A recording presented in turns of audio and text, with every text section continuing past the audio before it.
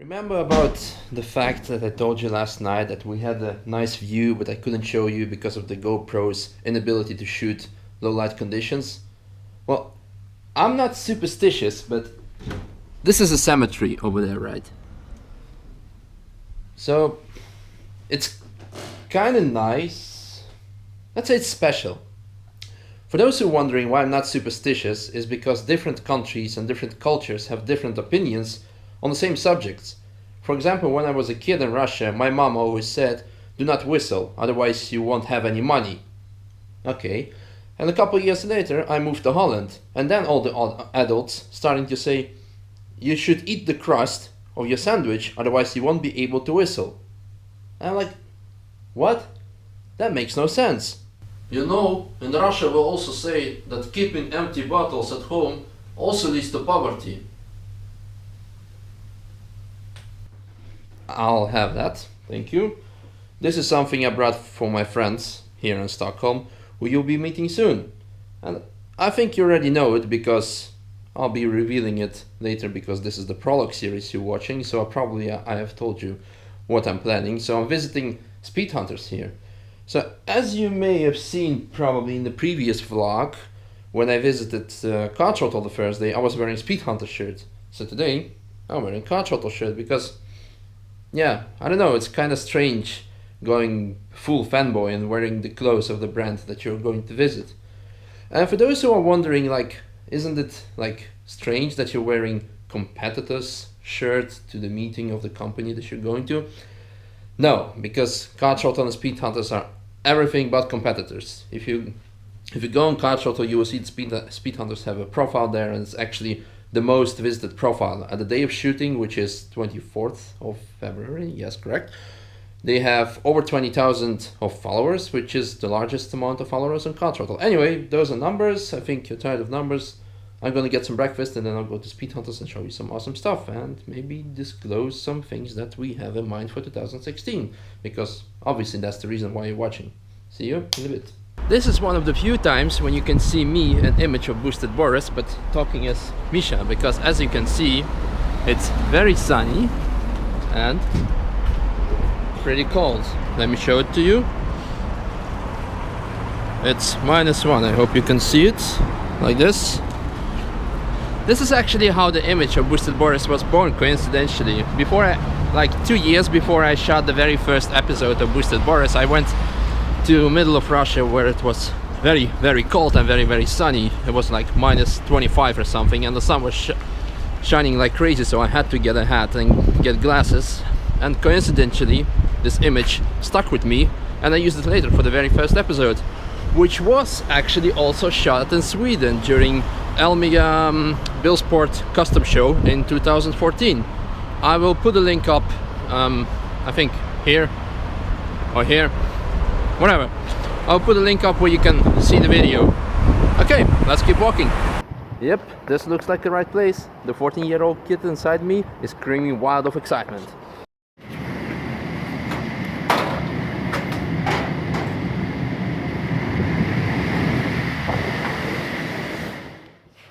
So, I'm at EA Games, probably the world's largest creator of computer games, and this is how they make fun here.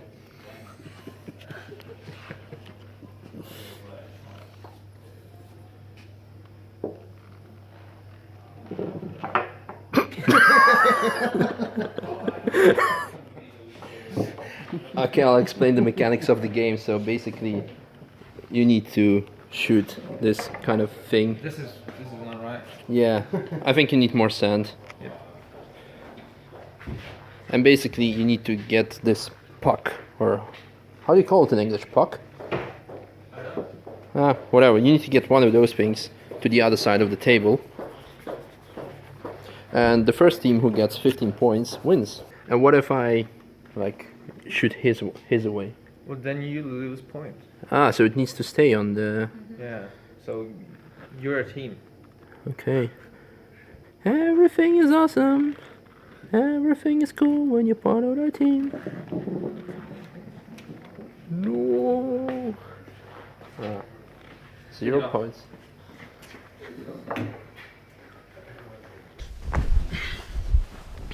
So by walking into the EA offices, I had to sign an NDA, which is a non-disclosure agreement, which means I cannot tell you anything what I've seen, what we've discussed, and actually I cannot show you a lot of things that you probably want to see, such as like, well, those kind of things. But I can tell you one thing: the future is looking very bright. I'm very excited to see Potatoes and Rice coming out in 2018.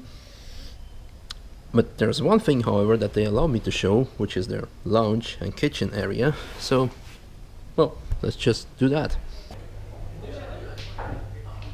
Now that's something Boris would definitely appreciate, a proper bar.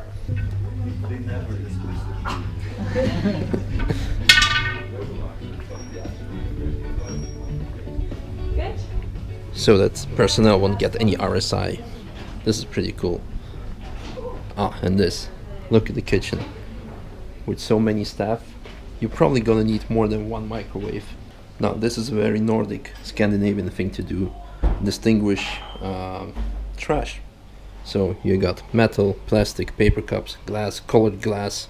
What's the difference? Cans, food waste, garbage, and so on. That's a very corporate, social, responsible thing to do. If you're into retro gaming, you're probably having a big boner right now. And if the old school type of gaming isn't really your thing, you can go to a more contemporary version of it by gaming on this massive screen on any console of your choice, obviously. We got a PS4, we got a Xbox One, and you can only play EA games, which isn't a bad thing, actually. I can think of worse jobs where you have to spend your lunchtime doing something more boring.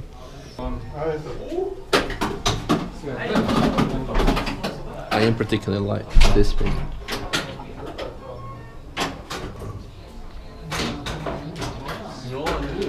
So this is a kind of a shop thing. You can just grab stuff and then scan later, and it will be subtracted from your EA account. That's what they told me.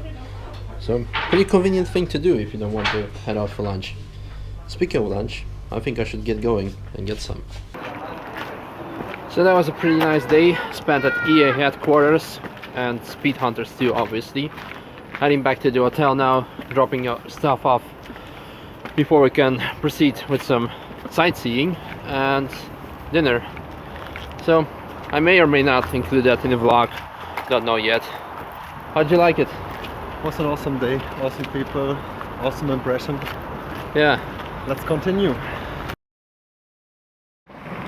Does this mean no studded tires? Yeah. No rallying. Did you know there's a rule in Sweden that you're not allowed to take more than what's it called? Three tires? 3 laps around the roundabout? 3 laps of what? In a roundabout. Oh. If you do more, you get fined. If you do more, you get fined. Imagine that'd be a law to... 2 pounds. Yeah. Well, Are the cameras? if the police officer stands there and sees that you're doing more than 3, he can arrest you, or at least fine you. Is that like an official fine, or does this... That's official fine. That's in the rule book. But did they define the amount of fine, or is it like... Do you I get... think it's like 500 sec, like 50 euros. Okay. I guess. I wouldn't, maybe 100 euros tops.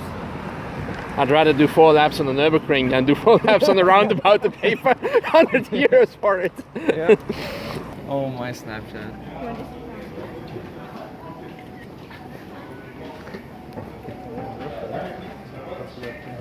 So if you remember yesterday's vlog, when I and Shmi went out for lunch, we had a decision to make where to go, and Burger and Lobster was actually one of the things we could go for, but we said it was too posh for London.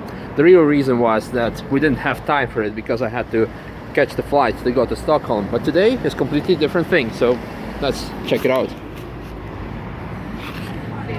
You know, they say the key to success is simplicity, and that's why Lobster and Burger is so popular and so famous, because it's simple, and probably that's why it's so good. At least they say so. So we're gonna try it. So the thing about Burger and Lobster is they have only 3 things on the menu, which are the lobster, the burger, and the burger roll-ish kind of thing. Yeah. Well, big thanks to Arslan for taking us out and for Turistilo. I'm gonna enjoy it.